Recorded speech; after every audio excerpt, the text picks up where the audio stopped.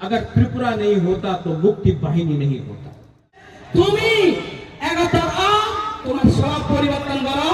71 আমি দিতুর হারে জাতির বলতির আমি হয়তো তোমার দিতুর হানিবারে কিন্তু হিতা হানিবারে জাগতে হানিবারে তুমি দিতুর হানি মারার বুদিন মারার তুমি হুদুর তালা পরিচয় দাদি 71 সেরো হিতে তোমার মানুষের পণ্যভারণ হুঁশিয়ার দেবান জিতু কাগজ এখন একদল একজোট শেষ পর্যন্ত মই সাথে ইয়েন আধার আগে আমি এই আমার এই আন্দোলনের মাধ্যমে যাতে আইনগতভাবে চিটাগাং হিল ট্রাক্স ভারতের অন্তর্ভুক্ত গড়ি ভারী এই আধারাগাং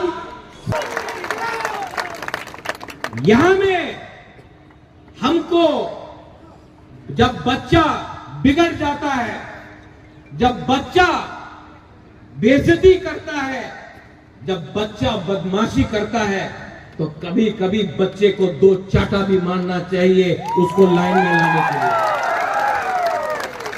यहां में मैं आपको एक बात बोलना चाहता हूं, हमारा परंपरा क्या है? हमारा परंपरा है कि हम पूजा करें, बुद्ध भगवान का आदर करें, क्रिश्चियन को इज्जत दे।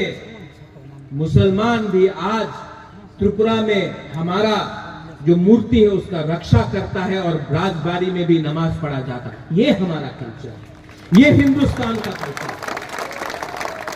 लेकिन ये लोग किसी का परवाह नहीं करते।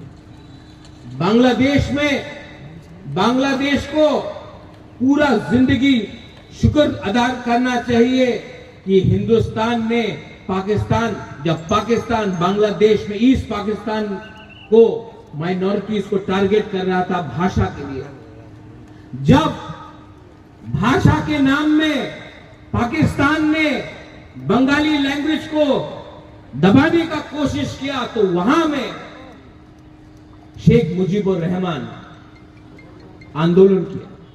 अकेला कभी नहीं कर सकता था अगर इंदिरा गांधी का सपोर्ट नहीं होता, इंडिया का सपोर्ट नहीं होता। उस देश ने इंडिया के सहारे, त्रिपुरा के सहारे, अगर त्रिपुरा नहीं होता तो मुक्ति वाहिनी नहीं होता। लेकिन आज जिस देश ने उनको सहायता किया, मदद किया, आज वहीं से नारा लगता है कि हम लोग पूरा नॉर्थ ईस्ट को कैप्चर कर लेंगे, त्रिपुरा को कैप्चर कर लेंगे, नॉर्थ ईस्ट को कैप्चर कर लेंगे। और किच्छु होबे ना दादा, तुम्हार आमी मुखे दिए लात मारबो ना, डांडा दिए तुम्हार लात देबो, डांडा दिए।